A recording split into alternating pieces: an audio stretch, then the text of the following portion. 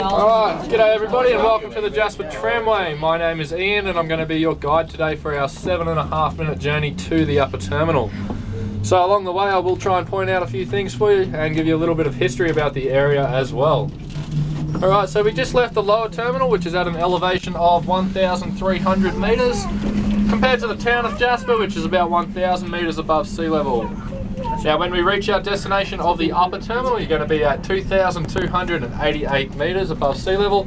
So with this elevation change of just under 1,000 metres, you will notice that it does get a little bit cooler as we travel up the mountain. Usually about 10 degrees cooler at the top than what it is down here.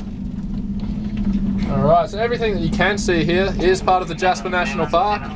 Jasper is the largest and most northerly national park in the Canadian Rockies, and it's just under 11,000 square kilometres. Now it was established as a park in 1907 and was originally called Jasper Forest Park. Okay, and it was at the same time in 1907 that they established the town site here as well. Now that original town site was called Fitzhugh. They changed the name to Jasper in 1914 just so that it was the same name as the park. Now they decided to make Jasper a national park in 1930, so it's been a national park for 80 years now, and in the late 80s it was also listed as a UNESCO World Heritage Site. Right, the tramway that you're riding in was built in 1964 by a German company called PHB. Only took them 6 months to build the whole thing, which is pretty cool. Another impressive fact about this tramway is you are still riding in the original cars. So these cars have been in action for 46 years now. Hopefully that makes you feel a little bit safer. Alright, so very shortly we're going to be crossing over the tower. As we do go over this tower, we're going to change the angle that we're travelling at, which is going to cause us to swing around a little bit. So it's the funnest part of the ride, if you ask me. We are lucky that it's the only tower that's here, so the rest of the ride is very smooth, hopefully. Never gets stuck. Sometimes. Yep. I don't want to tell you about last Sunday then. What? What happened last Sunday? You went to church? Last Sunday was the first time they've had to evac off the mountain in its 46-year history. Alright. So now that we are a little bit higher up, you get a very nice view of the town, as well as the rivers and the lakes that we have in the area, and of course the surrounding mountains. So if we'd all like to look out to my left or out to the west of the car where I'm pointing now, that mountain range that you can see in the distance there is the Yellowhead Mountain Range. Now this one is named after a guy called Pierre Bostonnet, who has the nickname of Tête Jaune, that translates to Yellowhead, and that was just because of his blonde hair that he had that nickname. Now the Yellowhead Range is also the border between BC and Alberta, and it also straddles a continental divide, which means all the water that flows down the west-hand slopes will flow down into the Pacific, and all the water on this side will flow down into the Arctic Ocean. Now it does that via the Myette River, which is this one running horizontally behind us. Now if we look at the Myette River and notice the colour of it, and then if we compare that colour to the Athabasca River, which is this other river that we can see out to my right. Now the Athabasca River is that colour because of the glacial silt that is flowing through the water. So it is a glacial fed river, and it is also the longest river in Alberta at about 1,300 kilometres long. Just above the Athabasca River you can see the Moline Range. Now that range you might have heard the name before, and it comes from an explorer by the name of Pierre Jean de Smet. So while he was travelling through the area, he tried to cross over what we now know as the Moline River. And while doing so, he was kicked off his horse and knocked unconscious, and his travel party thought he had died as well.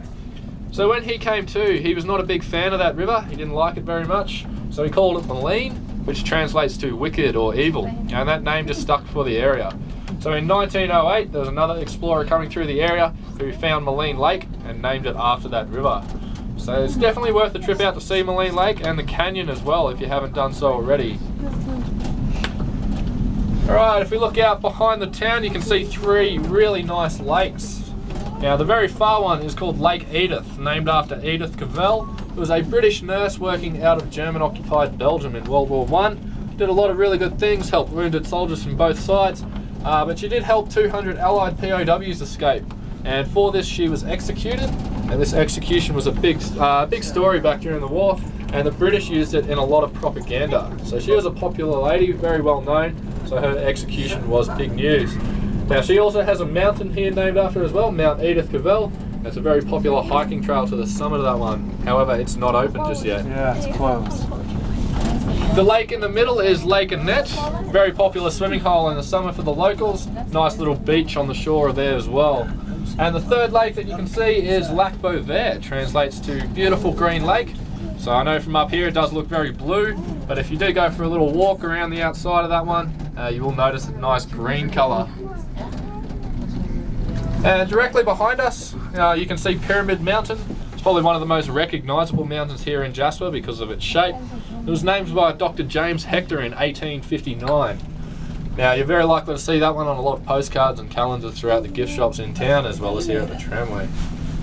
Alright, so here we are at the upper terminal. Alright, once we get there you'll find washrooms and a gift shop on the lower level. Upstairs you've got the restaurant, nice place for a feed. I'm going to be letting you out of the car on this side today, which will take you out onto a boardwalk. This boardwalk goes around the whole building, so you feel free to walk around, go for a stroll, check out the views around the back as well. And that's where you'll find the start of the hiking trail that goes to the summit. That's a 1.2 kilometre trail. It'll take about half an hour to an hour each way, depending on your fitness levels and how fast you want to take it. Do ask you though that if you are going up on that trail, please stay on the trail. Don't go wandering too far off. Don't pick any flowers, don't take any rocks, all that usual stuff that you hear in the national park. Alright, so here we are, almost there. You are welcome to stay up here as long as you like today. When you feel like going back down, the trams are every 9 minutes, and you just need to go and wait in the lobby. You'll see very shortly. Here we go, lots of lovely people waiting to go down. So on the way down, it's first in, first served. Apart from that, enjoy your time up here. Feel free to ask Nathan any questions while you're up here. He's happy to help you. Alrighty. Thank you. Thank you. Thank you.